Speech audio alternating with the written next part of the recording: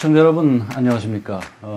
가장 시대를 앞서가면서도 또한 옛것을 돌아볼 줄 아는 마음, 그것이 바로 진정한 선각자의 모습입니다. 오늘 훈연종의 위대인이 만날 분이 바로 그런 분이십니다. 대한민국 PC 그리고 인터넷 시대를 처음으로 앞에서 이끄신 분, 대한민국 IT 업계의 말 그대로 거목이시죠. 또한 최근에는 인성교육에 온 힘을 쏟고 계시는 숙명여대 이용태 이사장님이십니다. 이사장님 안녕하십니까? 안녕하세요. 안녕하세요. 네. 세상이 이사장님을 일컬어가지고 4세기를 걸쳐 산 분이라는 말을 하는데 들어보셨습니까? 예. 그러시군요. 그 시민여러분 4세기에 걸쳐 산 분이라는 말씀이 18세기 그 유교식 교육을 받으셨고, 예. 그리고 19세기 가정문화 속에서 성장을 하셨고, 예. 20세기를 또 치열하게, 누구보다 치열하게 지내셨죠. 그리고 가장 먼저 21세기를 열은 분, 뭐 이런 의미에서 우리가 온고지신이라 그러죠. 옛 것을 익히고, 예. 뭐 새로운 것을 배운다. 예. 그 온고지신의 삶을 정말 몸으로 이렇게 실천하신 시대에 존경받는 그런 어른이십니다. 먼저, 이사장님 대한민국 PC, 그 다음에 초고속 인터넷 시대를 말 그대로 처음으로 열으셨는데, 예. 그때 얘기를 한번 회고하는 것부터 그 예. 말씀을 좀 나눠보도록 예. 하겠습니다. 서울대 물리과를 나오셨죠? 그래서 그렇습니다. 70년대 유타대로, 그게 60년대. 먼저 교육을 이화여대에서 계셨나요? 그리고 나서. 그렇습니다. 아, 그러셨군요. 그리고 예. 나서 학교를 나오셔서, 70년대 학교를 나오셔서, 그리고 80년대 그 삼복컴퓨터를 예. 우리나라 벤처 1호죠. 예. 예. 그 삼복컴퓨터, 그 설립 동기가 어떻게 되셨어요? 어떻게 그 회사를 설립하게 하시겠다는 마음을 예. 가지셨는지요? 네. 제가 미국에서 나온 것은 1969년도 말입니다. 아, 그러셨군요. 네. 그리고 1970년부터 과학기술연구소, 그 다음에 전자기술연구소, 그러니까 국립연구소에서 일을 했습니다. 그때는 국립연구소이기 때문에 제가 정부 보고 저인데 연구비 대주면 네. 제가 세계에서 가장 훌륭한 마이크로 컴퓨터, 지금 말하는 PC입니다. 네. 그때는 마이크로 컴퓨터라 그랬죠. 그때 PC 개념을 아는 사람이 정말 없었죠? 그때 한국을 세계 제일가는 마이크로 컴퓨터의 개발 생산 국가를 만들겠다. 네. 이제 그렇게 열을 올리고 다녔는데 정부에서 그 말 못 알아듣고. 아, 그랬군요. 그 다음에는 이제 삼성, 금성 같은 기업 보고 네. 내한테 연구비 대주면 당신네들이 컴퓨터 세계 시장에 팔 수 있는 거 만들어주겠다. 그렇게 했는데도 그 사람들 잘 못 알아듣고. 그래서 10년을 허송세월을 했습니다. 그게 불과 그러니까 30년 전 얘기죠? 그렇죠. 70년서부터 80년도. 그런 시대가 참 있었군요. 예. 네네. 그런데 그때 앞으로 가정마다 개인마다 컴퓨터 갖게 될 거라고 제가 이 얘기를 했을 때 믿는 사람 아무도 없고 도저히 이제는 안 되고 내 손으로 해볼 수밖에 없다. 그래서 1980년에 삼복 컴퓨터를 만들었습니다. 그러니까 정부하고 얘기를 하다 안 되니까 직접 하시겠다는 생각. 직접 한 거죠. 그 삼복 컴퓨터를 만드시기 이전에 77년도인가 세계은행이 무슨 그 차관을 줘서 우리한테 전자기술연구소 그 시절 얘기를 잠깐만 간단히 좀 해주시죠. 참 중요한 얘기인데요. 그러니까 우리나라가 근대화하는 과정에 있어서 정말 그 얘기는 뭐라 그래야 될까요? 뭐 눈물겨운 얘기라 그래야 될까? 그렇습니다. 1977년도가 우리나라 제4차 경제개발 5개년 계획이 시작되는 해입니다. 그때 한국 정부가 세계은행 보고 제4차 경제개발 5개년 계획을 세우는데 전자 부분에 대해서 자문을 요청을 했어요. 예. 그러니까 세계은행이 뭐라고 제안을 했느냐 그러면은 한국에다가 반도체와 컴퓨터를 만드는 세계 최인류 시범 공장을 세워줄게. 그러면은 그렇게 제의를 했군요. 그렇지. 세워줄게. 그러니까 그때 한국 정부나 한국 기업이 세계은행 말을 알아듣고 그걸 적극적으로 사포트를 했으면은 한국의 빨리. 전자금이 지금보다도 훨씬 빨리 갔죠. 근데 불행하게도 한국 정부는 전혀 그것을 받아들이지 않았어요. 그랬군요. 그게 무슨 세계은행 놈들이 말이야. 되지도 않을 소리 하고 앉았다고. 그래서 외화는 충분히 있었습니다. 그러니까 외국에서 기자재 사오고 네. 외국의 콘설턴트 불러오고 로얄티 받고 우리 기술 훈련시키고 할 돈이 충분히 있었습니다. 근데 내자를 안 주는 거예요, 한국 정부에서. 그랬군요. 그러니까 공장 세우고 인원 채용하고 돌려야 되는데 그걸 못한 거죠. 아무도 부르짖지를 않았네요, 그러면. 그렇습니다. 그래가지고 그것이 그냥 시지부지하게 돼가지고 나중에 그게 통신연구소로 통합이 돼서 지금 전자통신연구소가 된 거죠. 그러면 그게 이제 삼보 컴퓨터를 직접 하시겠다는 동기도 그게 동기가 됐겠네요. 그렇죠. 그때 그거 잘 됐으면 내가 삼보 컴퓨터 굳이 나와서 하려고 생각 안 했겠죠. 지금 들어봐도 참 아쉬운데. 이거는 뭐 기가 막힌. 그렇군요. 그러니까 그거 얘기 들어보면 우리가 한국이 이렇게 선진국 왔다는 게 말이죠. 왔다는 게 참 이게 어떻게 해석해야 되느냐 하는 건데 내가 보기에는 우리가 똑똑해서 잘나서 선진국이 된 게 아니고요. 다른 나라가 우리보다 워낙 못해서 이렇게 된 것 같아요. 뭐 중간에 너무나 얘기가 많은 얘기가 있겠지만은 시간 제약 때문에 좀 뛰어넘고 어쨌든 삼보 컴퓨터는 아마 이사님한테 가장 애착이 가고 기억에 남을 기업이 아닌가 싶습니다. 2005년도에 떠나셨죠. 삼보가 무슨 부도도 있었고 그래서 어떻게 떠나셨어요? 그 애정 갖고 있던 그 애정 많은 이 얘기를 아주 간단히 갖추어서 그러시죠. 말씀을 드리겠습니다. 우리가 드루넷을 우리가 했을 때 한전이 자기네들은 전력선만 공급하고 우리 보고 그 전력선을 가지고 통신 사업을 하라 하고 만든 거거든요. 하지만 한전하고 나하고 사이에 약속이 해서 드루넷을 만든 겁니다. 그래서 우리가 나스닥까지 안 갔습니까? 그런데 그 정부가 바뀌어가지고요. 정부가 어디로 바뀐 거죠? 바뀌어가지고 그러니까 김영삼 정부가 김대중 정부로 바뀐 그랬군요. 거죠. 그래가지고 새 정부에서 한전 보고 너는 전력 사업만 하고 통신 사업 하지 마라 이랬어요. 그러니까 우리는 선로를 깔아줘야 되는데 선로 까는 걸 갑자기 중단을 했습니다. 저 사람들이. 그러니까 우리가 1조 원을 빌렸습니다. 선로 까기 위해서. 그때 우리는 나스닥 상장 회사니까 돈 빌리는 어렵지 않았어요. 빌려가지고 알았습니다. 그런데 그 다음에 한전이 여러 한전을 분리해가지고 자회사를 만들었습니다. 주로 이제 발전소를 하나씩 독립회사를 만든 거죠.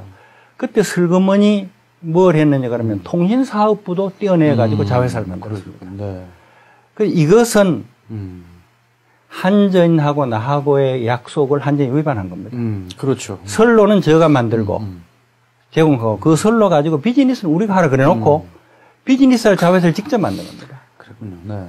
그러니까 나스닥에서 우리 주가가 폭락한 겁니다. 하루아침에. 그랬군요. 그러니까 은행들이 다 돈줄을 잡아맸죠. 그러니까 삼보가 최대 보증 선수 회사 아닙니까? 그러니까 같이 끌려 들어간 거죠. 아이고, 참. 그렇게 해서 결국은 그 한전이 내인데 굉장히 좋은 선물을 줬다고 생각했더니 결국 한전이 드루넷만 말아먹은 게 아니고 삼보까지도 다 그만 망하게 만든 거죠.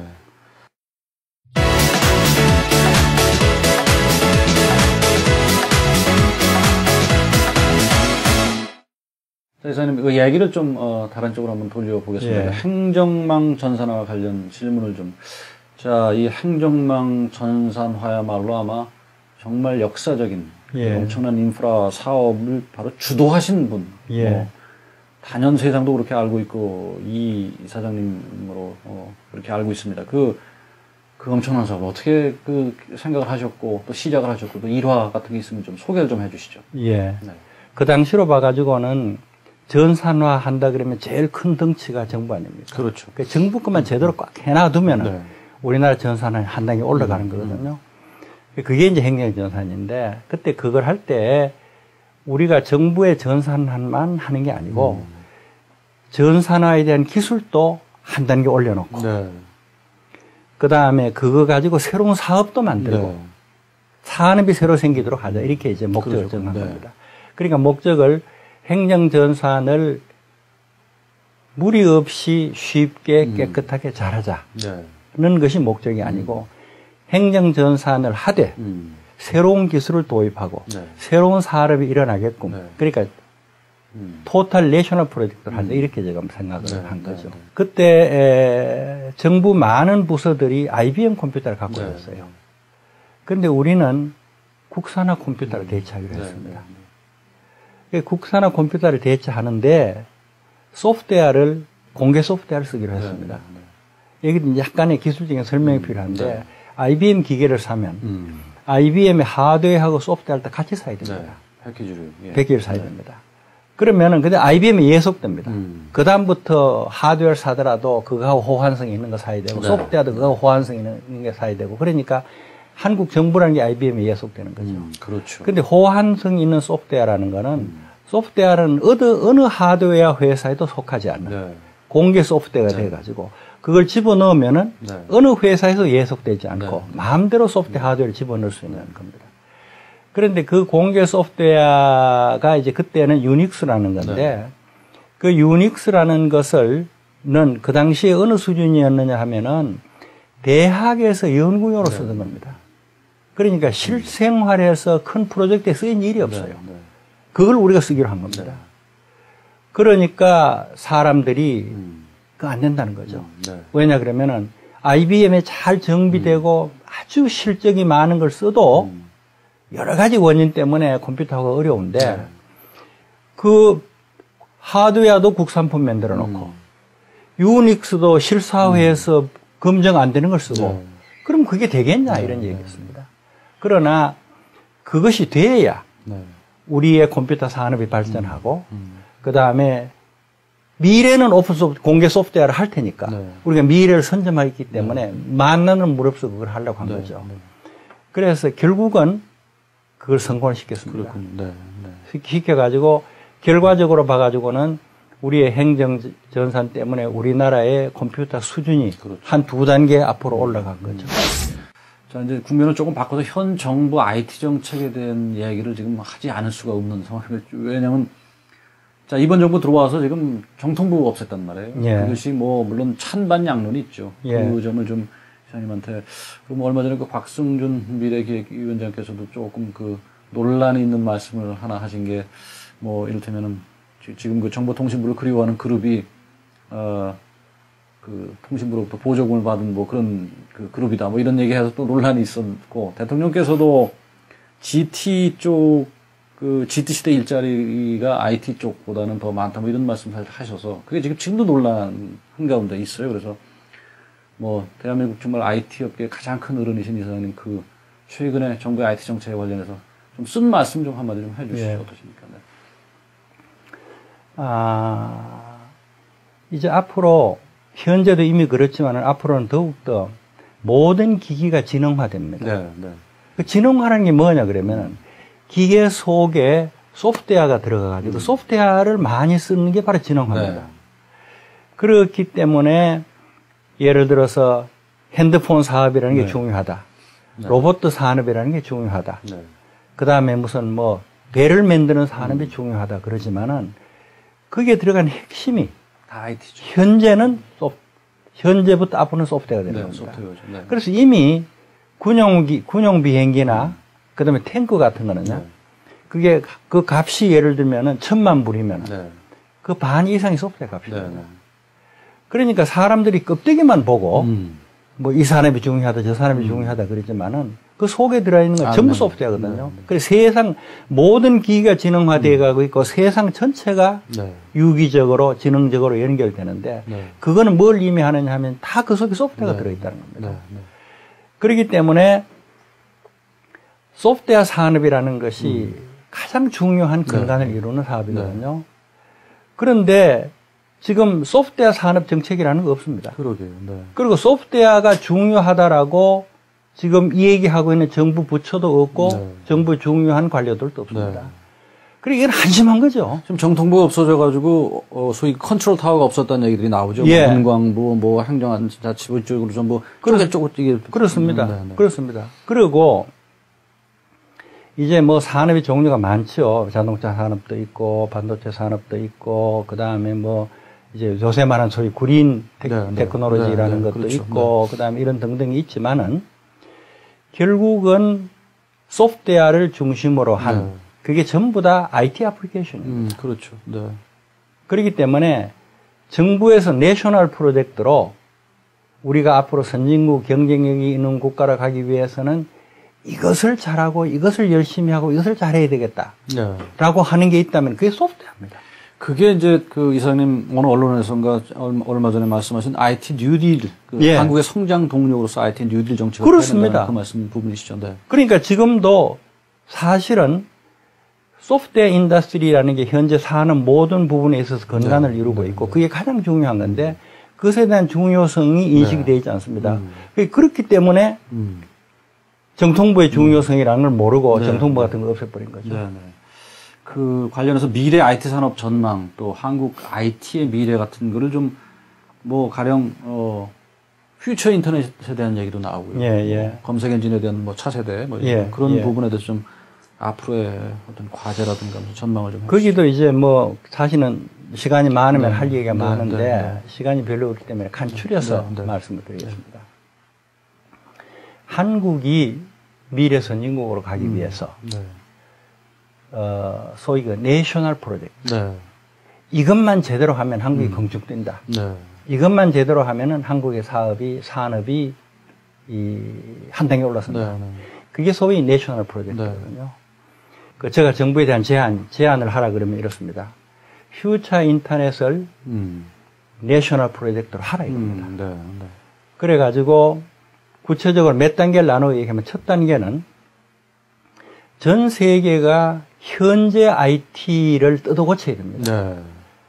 아주 그 현재 IT를 단적으로 한 가지 얘기하면 현재 하는 인터넷이 발생 시기에는 미 국방성에서 한 100개 기관이 쓰려고 만들어 놓은 제도입니다. 초기에 그랬죠. 지금 10억이 쓰거든요. 그러니까 현재 인터넷 속을 들여다보면요. 학고방의 군더더기입니다. 요만하게 만들었다가 필요하니까 더 붙이고 더 붙이고 했기 때문에 이거 싹 쓸어버리고 새로 만들어야 된다. 그것이 퓨처 인터넷이거든요.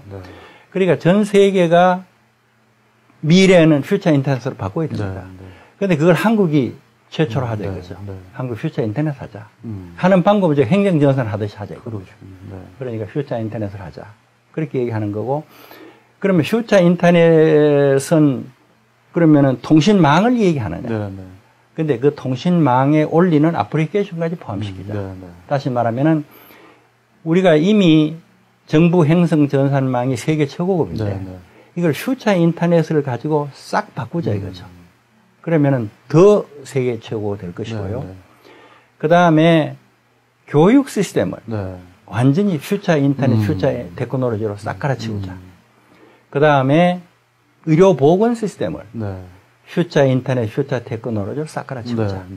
그러면은 그 퓨처 인터넷 플러스 애플리케이션 가지고 한국이 기술뿐 아니고 사업의 전반의 레벨이 올라가는 거죠.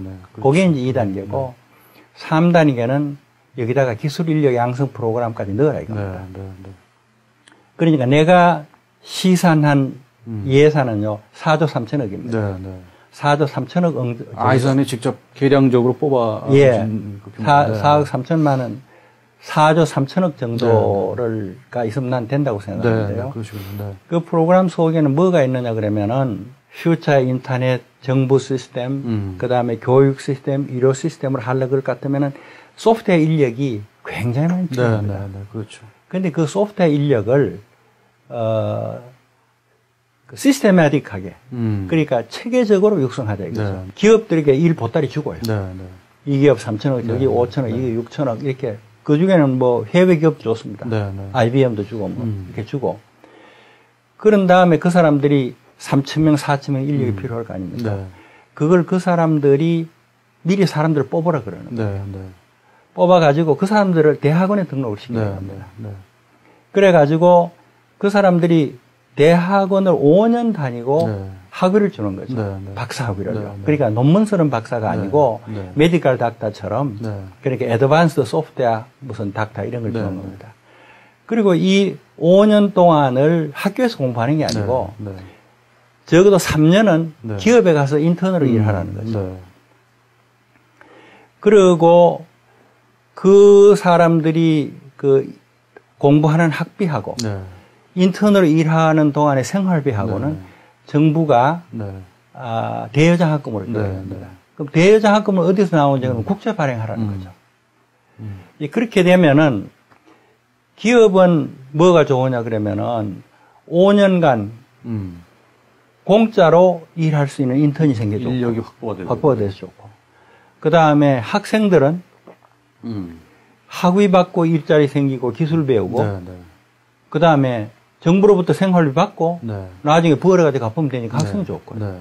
대학 무지무지하게 좋고요. 등록생 수가 많으니까. 정부는 일자리 생기니까 일자리 창출하니까 좋고. 그리고 더구나 더 중요한 건 뭐냐 그러면 예를 들어서 사업의 큼직한 덩거리 한 3천억짜리를 IBM 하나 줬다고 쳐요. 그럼 IBM이 그 사업을 하기 위해서 3,000명의 엔지니어가 필요하다. 그건 이 프로그램으로 한국 아이들을 훈련시켜 쓰라 그러면 그러면은 IBM은 이 아이들을 가지고 IBM의 개발센터를 한국에다 만들 거라. 그러면은 결국 가가지고 한국이라는 것은 세계의 소프트웨어 생산 기지가 될 수 있어요.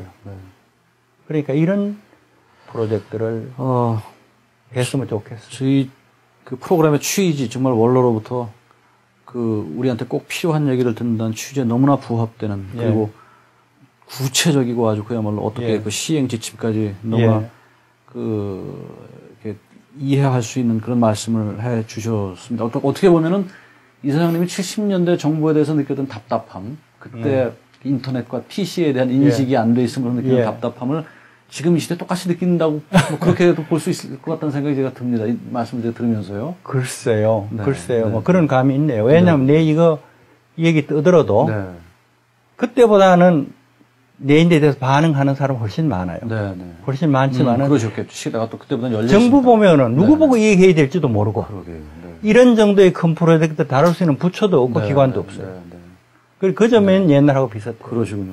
아무튼 너무 주옥 같은 말씀을 해주셨는데 지금 시간이 좀 그래서 이제 마지막으로 정말 그 이사님이 심혈을 쏟고 계시는 그 부분이 이제 인성교육의 문제죠. 이거 무슨 옛날부터 그런 쪽에 공부를 그런 쪽에서 일을 쭉 해오신 분도 아니고 우리나라 가장 첨단 기술을 그 맡아오신 분이 퇴계학을 하시고 인성교육에 관심을 갖는다는 것부터가 개인적으로 저는 참 그 존경스러웠습니다. 그런 정신 쪽은 아무래도 이게 뭐 공학 특히 사이언티스트들이 하다 보면 엔지니어링 쪽에서는 소홀히 하기 쉬운 분야인데 지금 퇴계학연구원 이사장님 하시고 또 박약회라는 인성교육에 관련된 회장 하시고 또 뭐 대통령 교육자문위원회도 하셨죠. 인성교육의 중요성 한번 간단하게 좀 말씀해 주시죠. 우리나라가 앞으로 선진국으로 가기 위해서는 GDP가 2배, 3배 느는 것보다는 오히려 사람들이 그 도덕적으로 성숙해야 되겠다는 생각이 너무나 듭니다. 중요한 말씀이십니다. 그러니까 우리가 지금 GDP 만불 때도 겪어봤고 GDP 2만 불 때 우리가 살고 있는데 그 만불에서 2만 불 됨으로 해서 우리가 밥을 2그릇 먹던 걸 4그릇 먹는 것도 아니고 옷을 하루에 3불 갈아입는 것도 아니고 그렇다고 해서 우리가 지금 2만 불이 4만 불 됐다고 해서 우리가 훨씬 더 행복해지고 살기 좋은 사회가 될 거냐 이겁니다. 그러니까 저는 앞으로 우리의 과제는 아침부터 저녁까지 만나는 모든 사람이 친절하고 정직하고 그 다음에 반듯한 사람이 사는 나라. 그게 진정한 임의 선진국이 아니라 이런 생각이 듭니다. 그런데 그러기 위해서는 현재 교육에 큰 결함이 있습니다. 지식 교육만 하거든요. 어머니들이 자녀 교육에 대해서 정말 헌신적으로 온갖 능력을 다 쏟아붓는데 그거는 영어, 수학, 국어 공부 잘해가지고 인류대학 가서 좋은 회사 가거나 이거거든요. 그러니까 우리가 더 급한 거는 훌륭한 인격을 가진 사람을 기르는 겁니다. 지식 교육에만 치중이 돼 있죠. 인간 교육. 그래서 인성 교육을 부활해야 되는데 그걸 어머니를 통해서 인성 교육을 부활해야 되겠다. 그래서 제가 지금 아주 전도사가 돼서 국민운동식으로 하고 있습니다. 정말 중요한 부분에 대한 지적을 해주셨고 국가가 어떻게 IT 정책을 써갈 것인가에 대한 구체적인 지침과 함께 우리가 첨단이라는 함정에 빠져서 간과하기 쉬운 인성교육의 중요성까지 말씀해 준 이사장님 아마 듣는 분들한테 울림이 컸으리라는 생각이 듭니다. 오늘 정말 시간이 너무 아까울 정도로 좋은 말씀을 해주신 거 다시 한번 감사드리고요. 아무튼 좀 좀 더 왕성하게 활동하셔서 오늘 말씀하신 그런 메시지가 정부 혹은 사회 또 가정에까지 널리 퍼져나가길 기대를 하고 있습니다. 이사님 오늘 너무 감사합니다. 감사합니다. 고맙습니다. 네.